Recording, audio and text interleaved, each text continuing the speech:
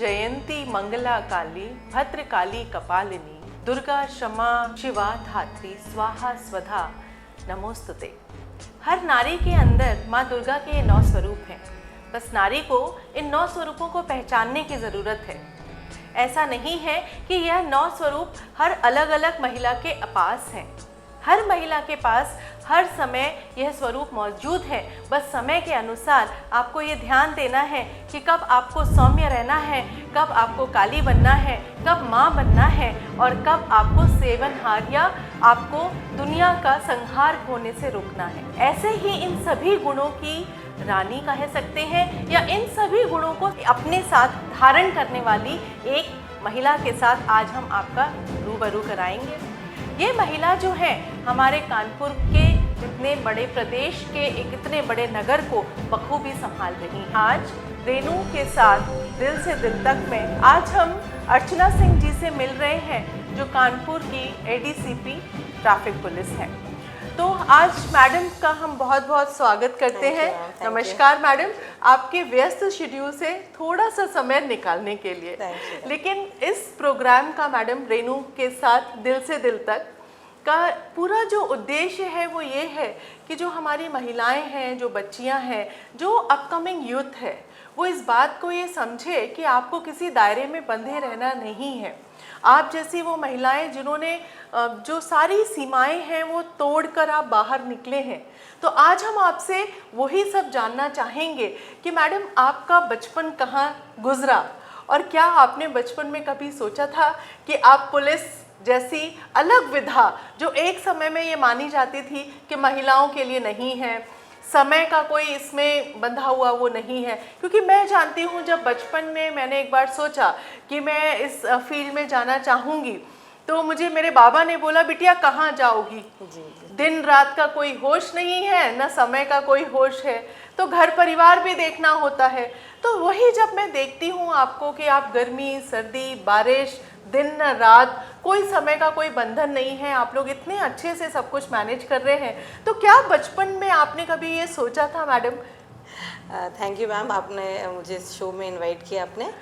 सबसे पहले तो मैं ये बताना चाहूँगी कि मैं एक छोटे से शहर फैज़ाबाद से हूँ जो अब अयोध्या है और वहाँ मेरी स्कूलिंग हुई, पढ़ाई लिखाई वहीं हुई और मैंने graduation post graduation Allahabad university से किया। ओके। जैसा आप कह रहे हो कि पुलिस सर्विसेज के बारे में मैंने कभी भी बचपन में नहीं सोचा था और इनफैक्ट बचपन क्या जब मैं तैयारी कर रही थी तब भी नहीं सोचा था। जब सिविल सर्विसेज के मैंने 2 इंटरव्यू दिए तो भी मैंने अपनी प्रेफरेंस में 0 भरा था पुलिस सर्विसेज के लिए। क्योंकि जैसा कि आप बता रहे हैं कि एक मतलब शुरू से रहता है कि बहुत ऐसी जॉब है जिसमें फिजिकल वर्क बहुत है, ट्रेनिंग बहुत टफ है, ट्रेनिंग भी इसकी काफ़ी टफ होती है इन चीज़ों को देखते हुए। लेकिन डेस्टिनी जो होती है और ईश्वर को शायद मुझे यहीं भेजना था और मैं डिग्री कॉलेज में मेरा एज असिस्टेंट प्रोफेसर भी सिलेक्शन हुआ था। Very nice. और टीचिंग जॉब मैंने एज इकोनॉमिक्स के असिस्टेंट प्रोफेसर ज्वाइन किया था गवर्नमेंट डिग्री कॉलेज में। कुछ दिन मैंने वहाँ पढ़ाया, पर मेरे पिताजी की इच्छा थी, उनका सपना था कि मैं प्रशासनिक सेवा में जाऊँ।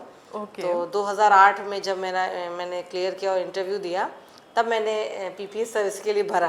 क्योंकि मुझे ट्रेनिंग मेरा आउटडोर में इतना कभी रहा नहीं शुरू से, तो मुझे ट्रेनिंग से बहुत डर लगता था कि मैं कर पाऊंगी नहीं कर पाऊंगी। लेकिन फिर मुरादाबाद एकेडमी जब हमने ज्वाइन किया, टफ था, शुरुआत मेरे लिए बहुत मुश्किल थी क्योंकि मैं स्पोर्ट्स में ज़्यादा कभी रही नहीं, तो मेरे लिए मुश्किल था।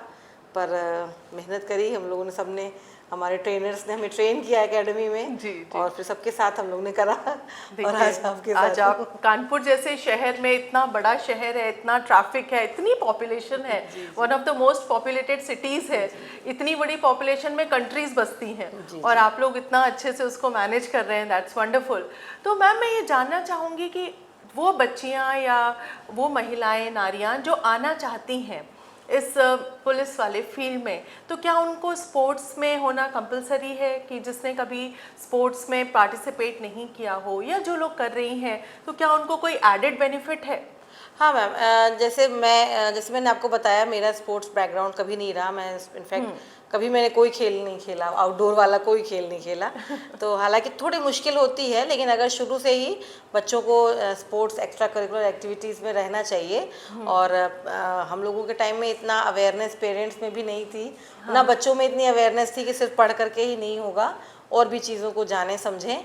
और बच्चियां अब तो बहुत पुलिस में भी आ रही हैं, जैसे सब इंस्पेक्टर लेवल तक तो फिजिकल एग्जामिनेशन के बाद ही सिलेक्ट होते हैं। तो उसमें तो मिनिमम रिक्वायरमेंट होती है कि आपको रनिंग होती है, उतनी रनिंग करने के बाद ही सिलेक्शन होता है। पर जैसे हम यूपीएससी और यूपीपीसीएस की बात करेंगे तो उसमें एग्जामिनेशन ही होता है क्राइटेरिया, और फिजिकल वर्क ट्रेनिंग बाद में होती है। तो अगर हम लोग शुरू से थोड़ा एक्टिव रहें फिजिकली, तो एक स्वस्थ शरीर में ही स्वस्थ मस्तिष्क होता है, मन होता है। तो मेरे ख्याल से हम बच्चों को प्रमोट करना चाहिए फिजिकल फिटनेस, ये बहुत ज़रूरी है छोटे से बच्चों, चाहे वो किसी उस फील्ड में जाएं या ना जाएं, लेकिन फिर भी एक अच्छा व्यक्तित्व के विकास के लिए स्पोर्ट्स एक्टिविटी बच्चों को करनी चाहिए। ये बिल्कुल ठीक बात बोली मैम आपने कि पहले स्पोर्ट्स को भी बॉयज़ के लिए रिस्ट्रिक्ट करके रखा जाता था। तो आज की तारीख में ये बहुत ज़रूरी है कि सब लोग ये समझें कि स्पोर्ट्स सिर्फ किसी तैयारी करने के लिए ज़रूरी नहीं है, बट स्पोर्ट्स इसलिए ज़रूरी है कि वो आपको एंड्योरेंस देता है, ज़िंदगी की जो मजबूती होती है, मानसिक संबल देने के लिए भी उतना ही काम देता है। और जो लड़कियों को बोला जाता था कि भाई तुम नाजुक, डेलिकेट डार्लिंग, एक वर्ड यूज़ कर दिया गया था, चोट लग जाएगी, जी चोट लग जाएगी, चेहरे पे खरोच आ जाएगी, तुम्हारा कॉम्प्लेक्शन डार्क हो जाएगा, कहीं चोट ना लग जाए, कोई टेढ़ा मोड़ा हो गया तो शादी में दिक्कत आएगी, है ना। इस तरीके की बातें बचपन से बहुत होती थी। तो ये सभी माओं को भी समझना होगा और बच्चियों को भी समझना होगा कि आपको इन बंधी बंधाए दायरों से बाहर निकलना होगा। इंसान की पर्सनालिटी उसके कॉम्प्लेक्शन से नहीं है। जो टीवी न्यूज़ पे, जो चैनल्स पे आपको इतने फेयरनेस क्रीम, इतने चमके लिपे पुते दिखते हैं, उसके पीछे भागने की कोई ज़रूरत नहीं है। अगर ज़िंदगी में कुछ अपना मकाम बनाना है तो मेंटल और फिजिकल दोनों ही फिटनेस बहुत ज़रूरी है, तो उससे गुरेज ना करें। और मैडम को देखिए, 24 में से 20 घंटे वो बाहर रहती हैं, इतने सारे लोगों के साथ रहती हैं, बहुत कुछ सीखने के लिए है। बने रहिए हमारे साथ में। मैम, जब आपने पीसीएस की जॉब की तो आपकी कितने सालों की ट्रेनिंग थी? मैम लगभग 1 साल की ट्रेनिंग पूरी होती है एकेडमी में हम लोगों की। उसके बाद 6 महीने का हम लोगों का फील्ड ट्रेनिंग होती है, और लगभग 3 महीने हम लोग लखनऊ में भी ट्रेनिंग करते हैं। कुल मिला के 2.25 साल की ट्रेनिंग के बाद फिर हम लोग एज रेगुलर पोस्टिंग पे आते हैं। तो जब ये हुआ कि आप एक पीसीएस का जॉब लेने जा रही हैं, तो परिवार में कैसी रिएक्शंस थी आपके घर में? हाँ, जैसे मैंने आपको बताया, मेरे पिताजी की ही इच्छा थी कि मैं प्रशासनिक सेवा में जाऊं। मेरा बहुत ज़्यादा बेंड नहीं था, मुझे थोड़ा सा मैं एजुकेशनल पढ़ाना ये मुझे ज़्यादा पसंद था। तो मैंने एज असिस्टेंट प्रोफेसर ज्वाइन भी कर लिया था। पर फिर पिताजी की इच्छा थी तो उन्हें बहुत खुशी हुई, और उन्हीं की प्रेरणा से फिर मैंने ये सर्विस ज्वाइन की। यदि शायद मेरे पिताजी की इच्छा ना होती तो मैं कहीं प्रोफेसर ही होती। मैं यही बोलती हूँ कि एक जैसे बोला जाता है कि behind every successful man there is a female और a women, but I think कि किसी एक सक्सेसफुल फीमेल के पीछे उसके सबसे पहले फादर का हाथ होता है और उसके पूरे परिवार का हाथ होता है। तो ये बहुत ज़रूरी है कि आपको ये देखना है कि आपकी चाहे बहन हो, बेटी हो या पत्नी हो, तो जब परिवार का साथ होता है तो वो कितनी हाइट्स पे जा सकती हैं आप इमेजिन भी नहीं कर सकते। तो ये सभी से रिक्वेस्ट है कि अपनी बेटियों को और अपनी पत्नियों को, अपनी बहनों को समझें और उनको आगे बढ़ने के लिए और समाज में ऐसा अनुकूल माहौल बनाएं कि हमारे समाज में बच्चियां सुरक्षित रूप से घूम पाएँ, ट्रेनिंग कर पाएँ और इस तरीके की जॉब्स की तरफ आगे बढ़ पाएँ। एक वही समाज उन्नत समाज है जिस समाज में नारी की उन्नति होती है। एक बेटी को पढ़ाने से आप एक पूरे परिवार नहीं, एक पूरी जनरेशन को पढ़ाते हैं और पूरी जनरेशन आगे बढ़ती है। तो इस बात का हम सबको ध्यान रखना है और प्रोपोगेट भी करना है, अपने घरों में इसको आगे लेके जाना है। मैम, फिर आपसे ये कुछ चीज़ें पूछना चाहूँगी नारी सुरक्षा के बारे में। अभी हमारी सरकार काफ़ी कुछ कर रही है, बट आई थिंक ज़्यादा केसेस इसलिए देखने में आ रहे हैं कि लोगों में अब हिम्मत है उन जो केसेस हैं उनको रिपोर्ट करने के लिए। सबसे पहले मैं आती हूँ, बिकॉज मैं एक ऑब्स्टेट्रिशियन हूँ, ज़्यादातर महिलाओं को ही देखती हूँ। तो एक हिस्ट्री होती है जो महिला मुझे अपनी टेबल के सामने अपने परिवार के सामने बैठ के दे रही होती है, और एक चीज़ होती है जो पर्दे के पीछे जाके मुझे बताती है। तो 24 साल हो गए हैं मैडम मुझे प्रैक्टिस करते हुए, तो बड़ी ही फेमिनिस्ट किस्म की होती जा रही हूँ मैं धीरे धीरे।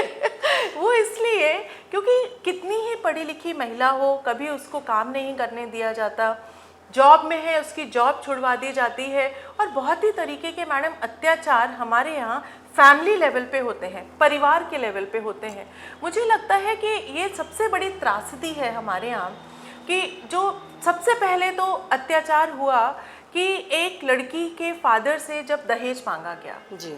तो मैम दहेज के बारे में आप क्या बोलना चाहेंगी कि आज के समाज के परिप्रेक्ष्य में, चाहे लड़की कमाऊ हो चाहे नहीं कमाऊ हो, उसके बारे में मैं आपसे कुछ आपके विचार जानना चाहूँगी। मैम ये सच में एक अभिशाप है हमारे समाज के लिए, और बहुत से केसेस हैं। हालांकि लोगों में अब काफ़ी जागरूकता आ गई है एजुकेशन की वजह से। अब कई मामले आप देखते होंगे कि लड़कियां भी मना कर देती हैं वो शादी करने से जहाँ पे दहेज की मांग होती है। तो सबसे पहले तो हमारा समाज जागरूक बने, और हम जब अपने बेटा बेटी की परवरिश में कोई फ़र्क नहीं कर रहे हैं, वो भी उसे भी वही एजुकेशन दी जाती है जो बेटे को दी जा रही है, उन्हें भी वो सारी अपॉर्चुनिटीज़ हैं जो बेटे के लिए हैं, तो फिर दहेज जैसी चीज़ें अभी भी हमारे समाज में एग्जिस्ट करती हैं। अभी हमें सोचने की ज़रूरत है कि इसे कैसे सुधारा जाए। जहाँ तक कानूनी पक्ष है तो बहुत स्ट्रिक्ट लॉज हैं, और जैसा आपने खुद बताया हमारी जो सरकार है उत्तर प्रदेश सरकार, उसमें मिशन शक्ति चलाया जा रहा है, अभियान चल रहा है, लगातार चलाया जा रहा है। और हमारे माननीय मुख्यमंत्री जी का विशेष ये बल रहता है कि जो हमारी महिलाएं हैं उनके विरुद्ध जो भी अपराध हो रहे हैं उस पर ज़ीरो टॉलरेंस रहे, उन पर कठोर कार्रवाई हो। अभी आप पढ़ा भी होगा आपने, कन्विक्शन भी काफ़ी ज़्यादा हो रहा है। जिन मामलों में महिला संबंधी अपराध हैं उनमें उत्तर प्रदेश में कन्विक्शन की रेट भी काफ़ी बढ़ी है।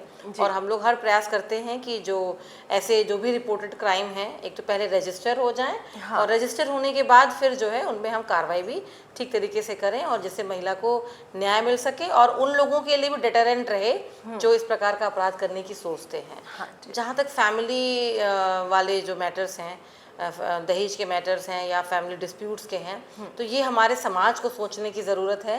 कानून अपनी जगह है, लेकिन जब तक हम सब खुद नहीं जागरूक होंगे और लड़की के पिता ये चीज़ को जब अपनी बेटी को समान एजुकेशन दे रहे हैं तो वो भी तैयार हो जाते हैं उस मार्केट में अपनी लड़की को लड़का खरीदने के लिए कि जो है हम अधिक से अधिक दहेज दे करके अच्छा, तो कोई भी गारंटी केवल पैसा दे करके अच्छा घर मिल जाएगा या अच्छा भविष्य हो जाएगा, इसकी कोई गारंटी नहीं। अपनी बच्ची को अच्छी एजुकेशन दें, काबिल बनाएं, और वही सबसे बड़ा दहेज है माँ बाप का कि वो अपनी बेटी दे रहे हैं, उसको अच्छी एजुकेशन दी है। और इसके बाद भी यदि कोई उनको इलीगल डिमांड करता है या परेशान करता है तो आप पुलिस में शिकायत करें। हमारे तमाम हेल्पलाइन नंबर्स हैं, आपका 112 नंबर है, 1090 है, 181 है, 1076 मुख्यमंत्री हेल्पलाइन नंबर है, कहीं भी आप कंप्लेन कर सकते हैं। थानों में अलग से महिला हेल्प डेस्क बनाई गई है जहाँ पे कोई भी फीमेल आकर के अपनी शिकायत दर्ज करा सकती है। तो हम लोग कोशिश ये करेंगे कि एक महिला को ये ना महसूस हो कि हाँ पढ़ाई लिखाई करने के बाद भी, मुझे जैसा आपने बताया कि पढ़ी लिखी होने के बाद भी मेन बात यह है कि महिलाएं खुल के कहना नहीं चाहती। ये बात है मैम, और इसके पीछे मैम बहुत से रीजंस हैं, क्योंकि जैसे हम लोग क्या कुछ एक नोशंस होते थे कि भाई शादी हो गई तो सुनो तुम्हारी अर्थी ही निकलेगी। जी बिल्कुल, है ना। तो ये कुछ नोशन से अब हमको ऊपर उठना पड़ेगा। महिला तब डरती है जब उसको ये लगता है कि उसके मायके पक्ष का या पिता के घर का सपोर्ट उस बच्ची को नहीं मिलेगा। तो अन्याय को सहना भी, अन्याय को बढ़ावा देना है, ये हम सबको समझना होगा। और उस पर जिस परिवार में वो गई है, सबसे पहली बात तो जिस लड़के से शादी हो रही है उस लड़के को ये सामाजिक उसका दायित्व है कि उसको इन बेड़ियों को, ये जो यंगस्टर्स हैं इनको समझना होगा कि पहले तो ये दहेज प्रथा जैसी चीज़ को बंद करना है, और ये एक शर्मनाक प्रथा है, हमको इसको समझना है, और ये हमारी समाज का पूरे दुनिया के लिए एक नासूर है, बहुत शर्मनाक है, इसको हमें जड़ से ख़त्म करने की ज़रूरत है। दूसरी, मायके पक्ष को लोगों को समझने की ज़रूरत है कि आपको उस बिटिया को सपोर्ट करना है। शादी करने का ये मतलब नहीं है कि आपने दूसरे घर में बेटी दे दी और आज आप उसको भूल जाएं। और मैडम की जो बात है, जो पुलिस की तरफ से हेल्प की बात है, उन्होंने बहुत अच्छी बात बताई कि आज महिला हर थाने में एक महिला हेल्पलाइन डेस्क है। और मैं अपने ऑडियो विजुअल टीम से बोलूँगी कि जो मैडम ने नंबर बताए हैं, कृपया उनको बोल्ड में दिखाइएगा कि आप कभी भी इन नंबरों पे अगर कॉल करेंगे तो आपकी कंप्लेंट ऑनलाइन रजिस्टर की जाएगी और उनका निवारण अवश्य किया जाएगा। तो इसलिए बिल्कुल डरे नहीं, अन्याय को कतई सहे नहीं, क्योंकि सब मिलकर अन्याय सहते हैं और फिर ये होता है कि एक महिला अबला है, सबला नहीं है, अबला आपको बनाया जाता है मानसिक रूप से, उससे ऊपर उठने की ज़रूरत है। दूसरी चीज़, एक मैडम जैसे अभी हम लोग बात कर रहे हैं, डोमेस्टिक वायलेंस एक बहुत बड़ा इशू है फैमिलीज़ के अंदर, आपने सही बताया। तो अगर कोई डोमेस्टिक वायलेंस कोई महिला सफ़र कर रही है तो वो कहाँ डायरेक्टली कांटेक्ट कर सकती है? क्या महिला हेल्पलाइन डेस्क 24/7 अवेलेबल है? कोई ऑनलाइन नंबर है कि जहाँ पर क्या कोई महिला ही जाके उनसे इंटरोगेट करेगी? अपने मूवीज़ में भी थोड़ा सा पुलिस के लिए और सोसाइटी में भी पुलिस के लिए एक बड़ा ही ख़राब सा माहौल बनाया हुआ है। मुझे लगता है कि कुछ इसके लिए करना चाहिए कि थोड़ा पॉजिटिव इमेज पुलिस की हम लोगों के मन में एक भय वाली इमेज बनाई है। थैंकफुली मुझे जब भी कभी 1-2 बार ज़रूरत पड़ी, कभी हॉस्पिटल में कुछ दंगाई, कुछ परेशानी आई, बट थैंकफुली मुझे तो हमेशा बहुत ही अच्छे लोग मिले। बट एक कॉमन मैन से अगर आप मैडम बात करेंगे ना तो वो यही बोलते हैं कि अरे मैडम, है ना, कहा जाता है कि उनके चक्कर में मत पड़िए। जी बिल्कुल तो सही बात है। उसकी इमेज के बारे में मतलब क्या हम कर सकते हैं अपनी बेटियों को ये बताने के लिए कि आप बहुत ही डायरेक्टली कांटेक्ट कर सकती हैं किसी हायर अथॉरिटी से जो आपको न्याय दिलाएंगी? जी, आपके इस शो के माध्यम से मैं ये अपॉर्चुनिटी लेना चाहूँगी कि हमारे यहाँ सभी हमारे उत्तर प्रदेश पुलिस में ये प्रयास किए जा रहे हैं कि वीमेन फ्रेंडली, चाइल्ड फ्रेंडली थाने बने।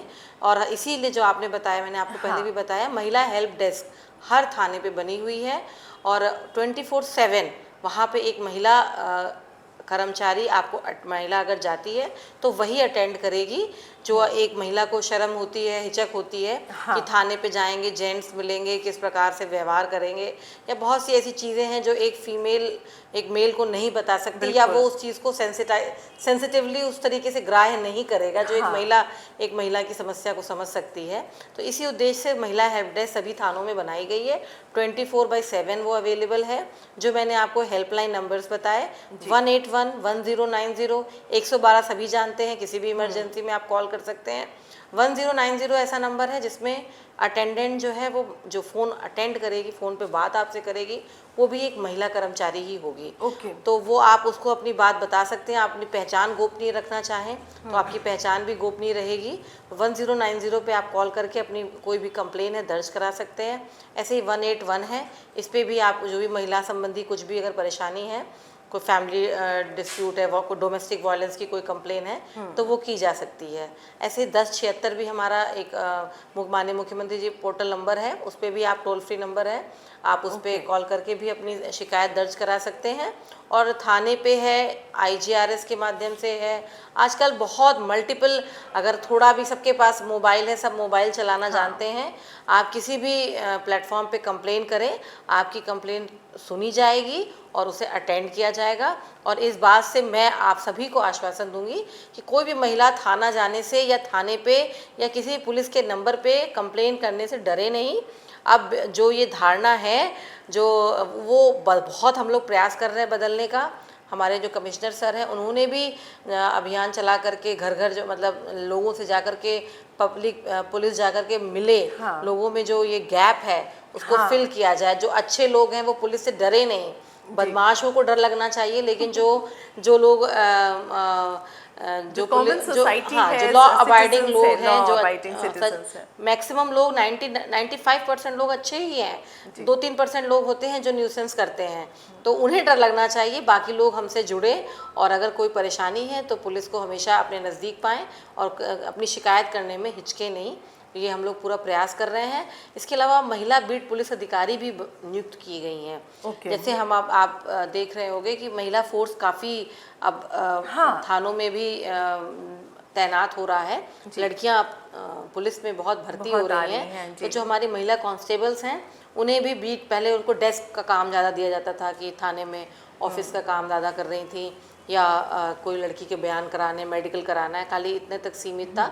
लेकिन अब जो है उनको मिशन शक्ति के तहत ही बीट पुलिस अधिकारी के रूप में नियुक्त किया जा रहा है कि वो भी अपने क्षेत्र में जाएं और जाकर के खुद उनके घर तक जाएं, महिलाओं से मिलें, उनसे मीटिंग करें, उन्हें सभी हेल्पलाइन नंबर्स के बारे में बताएं, जिससे कि अगर उनकी कोई परेशानी है तो वो बता सकें, अपना भी मोबाइल नंबर शेयर करें।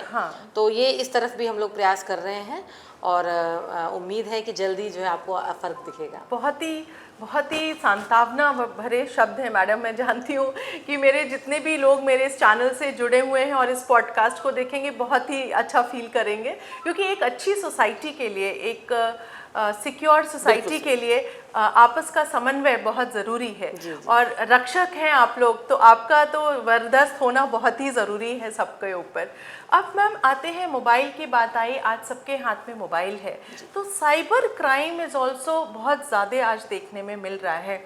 तो आप लोग तो अक्सर इस तरीके की कंप्लेंट्स को डील कर रहे होंगे, तो कुछ एक कॉमन टिप्स आप देना चाहेंगे मासेस को, क्योंकि फीमेल्स अभी भी बहुत ज़्यादा मैं देख रही हूँ कि काफ़ी फीमेल्स आती हैं ये लेके कि मैडम हमारे साथ ऐसा हो गया। जी बिल्कुल, क्योंकि वो घर पे अकेली रहती हैं, उनको बताने वाला कोई नहीं, डर जल्दी जाती हैं, तो मेरे ख्याल से वो थोड़ा सॉफ्ट टारगेट होती हैं, टेक्नोलॉजिकली एडवांस्ड भी नहीं होती हैं। तो उससे कुछ बचने के वो आप बता सकते हैं। और अगर ऐसा कुछ उनके साथ चीटिंग हुई है, कोई फ्रॉड हुआ है मोबाइल के माध्यम से, तो कुछ किया जा सकता है उसमें? जी बिल्कुल, आपने बहुत अच्छा जिक्र किया। और साइबर क्राइम जो है बहुत तेज़ी से बढ़ रहा है, क्योंकि ज़्यादातर लोग अब इंटरनेट का इस्तेमाल कर रहे हैं। आप एक रिक्शे वाले के भी पास जाओगे तो उसके पास स्मार्टफोन होगा, और ज़रूरत भी है, आज के समाज में ज़रूरत भी है काफ़ी। तो उसकी वजह से जो है साइबर क्राइम भी काफ़ी बढ़े हैं। उसको रोकने के लिए सबसे बड़ी ज़रूरत है कि हम लोग अवेयर हो। बहुत चीज़ें बताई जाती हैं, सब समझाने का प्रयास किया था, लेकिन फिर भी लोग वो गलतियाँ कर देते हैं लालच में आके। साइबर क्राइम का सबसे बड़ा कारण ये है कि आदमी थोड़ा जागरूकता की कमी और थोड़ा सा कहीं लालच, कोई लिंक आ गया कि जीतो करोड़ों रुपए, आपकी लॉटरी लगी है, इतने पैसे डाल दो, तो हर आदमी जो है सोचता है, थोड़े से लालच में आ जाता है और वो उस लिंक को प्रेस कर देता है। तो सबसे ज़्यादा ज़रूरी ये है कि किसी भी अननोन लिंक, अननोन वेबसाइट, या जो आपको देख मतलब कुछ एक्स्ट्रा कोई ऑफर कर रहा है, तो वो ऐसे तो नहीं है, मुफ्त में कुछ नहीं मिलता, ये बात समझना है। बिना मेहनत के कुछ नहीं एक्स्ट्रा पैसा मिलेगा, ये बात पहले ही समझनी चाहिए कि जिसको आप जानते नहीं, पहचानते नहीं, वो फ्री में आपको फायदा क्यों कराने जा रहा है। तो ये सब, और डरना भी नहीं है। आजकल कुछ ऐसे मैसेज आते हैं कि आप मैडम तुरंत वो करिए, नहीं तो 2 घंटे में मोबाइल बंद कर देंगे। आप मैडम ये करिए, नहीं तो ऐसा कर देंगे। आपको मैडम हमने वहाँ फंसा दिया है, आपके उसमें ये निकला था, तो ऐसा करके आपको थाने में बुलाया है, हम आपकी मदद करेंगे। ऐसा कुछ नहीं है। फ़ोन पे आपको किसी भी तरीके की इन बातों को नहीं करना है, और अगर कुछ भी लगता है तो आप कंप्लेन कर सकते हैं। और सबसे बड़ी चीज़ है, सोशल मीडिया जो है उसको बहुत सावधानी से इस्तेमाल करें।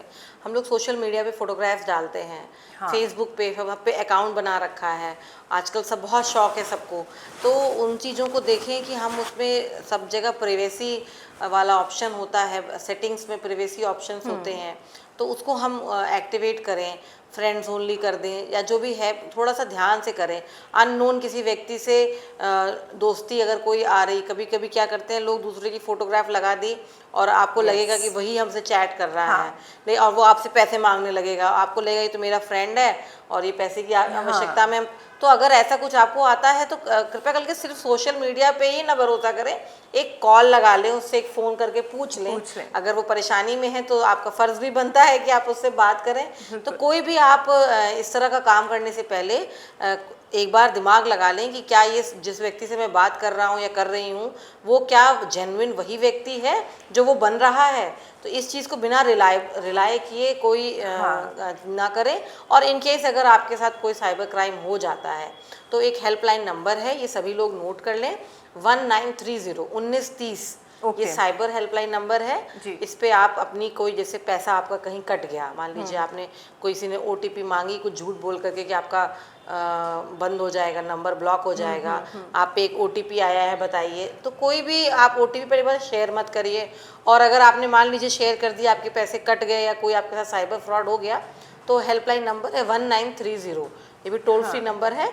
इस पे अपनी आप कंप्लेन रजिस्टर करा सकते हैं। और अगर आप 24 आवर्स के अंदर इसका जल्द से जल्द मतलब आप कोशिश करिए कि जैसे आपको मालूम पड़ा कि मेरे साथ ये साइबर क्राइम हो गया है, तो आप उसे जितना जल्दी आप रजिस्टर करा देंगे अपनी कंप्लेन, तो आपके पैसे को वापस होने की संभावना उतनी बढ़ जाती है। तो 1930 ये रखें और थोड़ा जागरूक बने। कैजुअली इंटरनेट का इस्तेमाल बिल्कुल ये नहीं कि हाँ दबाए चले जा रहे हैं, ये आ गया तो ये दबा दिया, तो थोड़ा सोच करके करें। अनसिक्योर्ड वेबसाइट्स को ना उस पर ना रिलाई करें, और जो भी सेफ्टी फीचर्स सभी जगह रहते हैं उनको इस्तेमाल करके ही आप सोशल मीडिया का इस्तेमाल करें। अब एक चीज़ मैम और ऐड करना चाहूँगी, क्योंकि इस तरीके के कुछ एक केसेस मैंने देखे कि ये यंग गर्ल्स के लिए, मैं स्पेशली जो हॉस्टल में अकेली रहती हैं, कि अगर आपसे कोई इंसान, कोई लड़का, आपका फ्रेंड ये बोल रहा है कि ये अपनी किसी दोस्त को मत बताना और तुम यहाँ आ जाओ मेरे साथ, और ये बोले कि अपने मम्मी पापा को मत बताना या अपने घर वालों को मत बताना, तो समझो कुछ तो गड़बड़ है। और जब वो कोई बोले कि ना बताना, तो जरूर सब में गाना गाओ, सबको बताओ, ग्रुप में जाओ, ये बहुत ज़रूरी है। क्योंकि आज साइबर क्राइम के ज़माने में जो क्राइम का लेवल है वो भी मैडम बहुत बढ़ गया है। तो ये ज़रूरी है कि अपने पेरेंट्स को आपके कौन फ्रेंड हैं, आप किसके साथ जाती हैं, कहाँ जाती हैं, ये बता के जाना बहुत ज़रूरी है। अब मैम इसी में ही ये देखा गया कि जो हॉस्टल जाने में वाली बच्चियां हैं या हॉस्टल में जो रह रही हैं, रात बिरात ये लोग ट्रैवल करते हैं, तो इनकी सिक्योरिटी पेरेंट्स के लिए अपने आप में एक बड़ा इशू है। पढ़ने को बच्चों को हमको हॉस्टल भी भेजना है, और आती भी हैं, रात बिरात ट्रेन भी आती हैं, एयरपोर्ट से भी आना है, तो इनको मैम क्या टिप्स फॉलो करना चाहिए? जैसे एयरपोर्ट पे तो मुझे अच्छा लगता है कि प्रीपेड टैक्सी मिल जाती हैं जिसमें आपका सब कुछ रिकॉर्डेड होता है। तो अच्छा मुझे ये लगता है, जैसे मैं कभी भी कॉन्फ्रेंस में जाती हूँ तो मैं उतरते से ही अगर कोई प्रीपेड टैक्सी बुक करती हूँ तो उसकी पूरी लिंक डॉक्टर साहब को शेयर करती हूँ। साथ ही साथ वो टैक्सी वाले का, भैया जरा खड़ा हो जाना, उसका जो टैक्सी का नंबर है, उसका जो मोबाइल नंबर के साथ में फ़ोटो खींच के उसको शेयर करती हूँ। तो ये एक टिप है। एक तो उसके मन में ये भय है कि आपकी चीज़ शेयर हो गई, तो तुरंत अपने घर वालों में, परिवार में वो शेयर कर दीजिए कि भाई हमने इस वाली टैक्सी को बुक किया है, तो जिससे उसकी ये गलत हरकत करने की, क्योंकि देखिए जब मौका मिलता है तो बहुत कम लोग होते हैं जो उसका फ़ायदा नहीं उठाते, तो आप उनको मौका ही ना मिलने दें। बिल्कुल ठीक, ये एक बात है।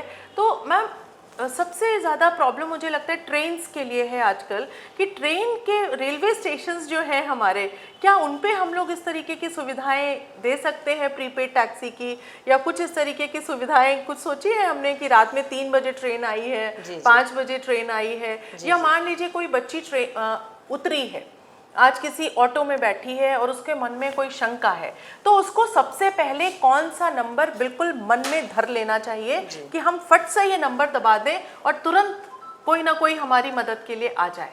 नहीं, बिल्कुल ठीक बात है। अभी हम लोगों ने रिसेंटली एक ये भी करा है, जागरूकता भी करी है, खासकर ऐसे वर्क प्लेसेस पे जो आप बता रही हैं। हॉस्टल भी हो सकता है, वर्क प्लेस भी हो सकता है, नाइट की शिफ्ट है, नाइट की शिफ्ट क्योंकि महिलाएं अब जब जॉब कर रही हैं उनकी मोबिलिटी बढ़ी है, डे नाइट सारी शिफ्ट कर रही हैं, तो वो सेफ़ रहें उसके लिए भी हम लोग प्रयास कर रहे हैं कि उनके अंदर ये सबसे बड़ी चीज़ मैं मैम आपसे ये कहना चाहूँगी आपके चैनल के माध्यम से, कि हमें अपने बच्चियों में कॉन्फिडेंस डेवलप करना है, कि वो उनके अंदर ये कॉन्फिडेंस रहे कि कोई भी उनके साथ गलत करेगा तो उसका करारा जवाब वो दे सकती है। बिल्कुल।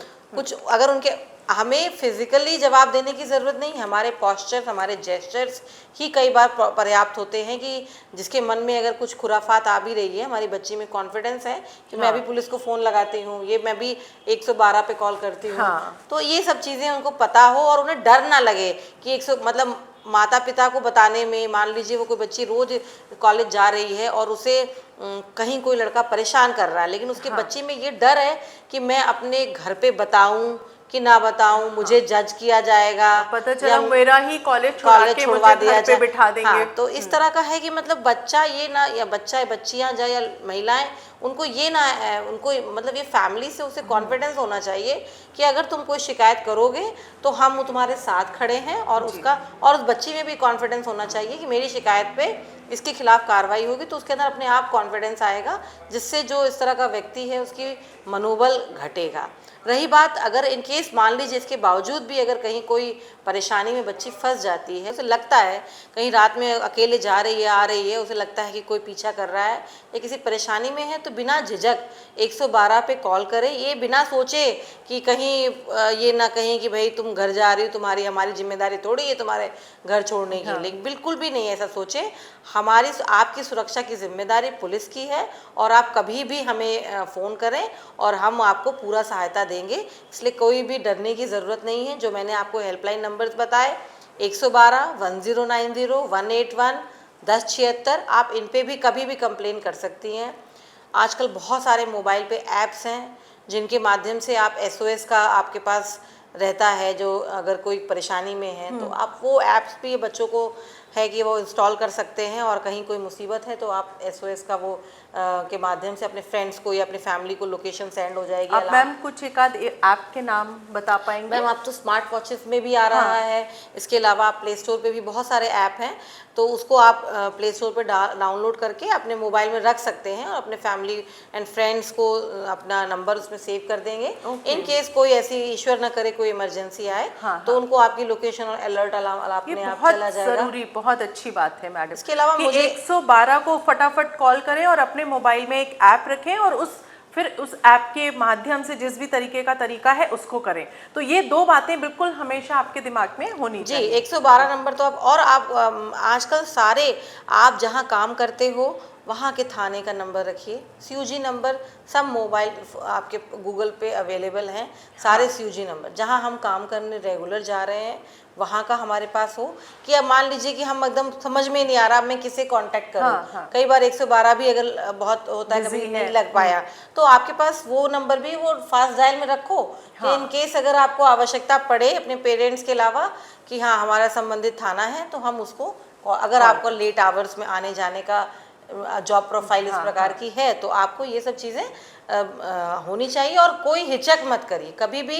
किसी भी प्रकार से हिचक ना करें कि भाई अब मैं ये शिकायत करूंगी, पता नहीं वो क्या समझें, फालतू परेशान कर रहे हैं। लेकिन ऐसा बिल्कुल नहीं है, क्योंकि अगर आपके क्योंकि मुझे मालूम है बीइंग अ फीमेल कि महिलाएं जितना जल्दी सेंस कर लेती हैं, जो उनके अंदर एक इनबिल्ट है, सेंस है हर महिला के अंदर, तो वो अगर वो कहीं उनको महसूस हो रहा है तो बिल्कुल आप कंप्लेन करें, हम लोग आपकी हेल्प करेंगे। Thank you so much madam. एक चीज़ मैम, आप इतने बड़े शहर में यातायात का प्रबंधन देख रही हैं, तो कानपुर में ट्रैफिक को सही करने के लिए बहुत सारी स्ट्रैटेजीज आई। 98 से मैं कानपुर में हूँ और मैंने देखा बहुत सी स्ट्रैटेजीज आई, बहुत सी स्ट्रैटेजीज फेल हो गई, बट हमारे कानपुर वासी भी और पता नहीं क्या तो ट्रैफिक का मैनेजमेंट पहले से बहुत बेहतर हुआ है।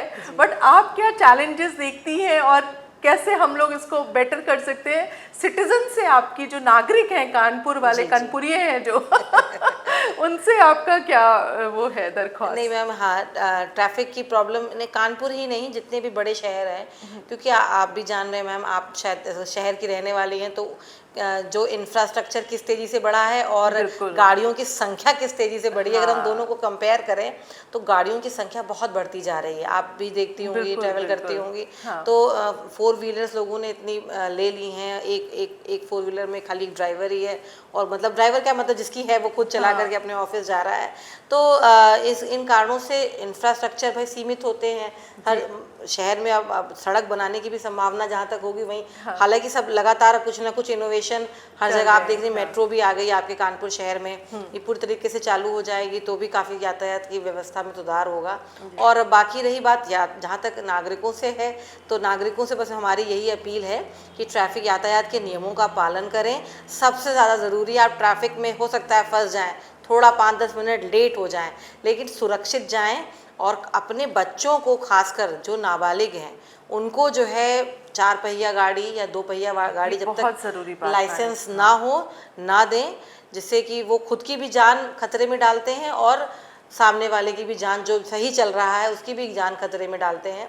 तो माता पिता से अनुरोध है कि अपने बच्चों को गाड़ियाँ जब तक ना दे, जब तक वो उसके लिए एलिजिबल नहीं है, उनके पास प्रॉपर डीएल नहीं है, तब तक वो गाड़ियाँ ना दें और यातायात के नियमों का पालन करें।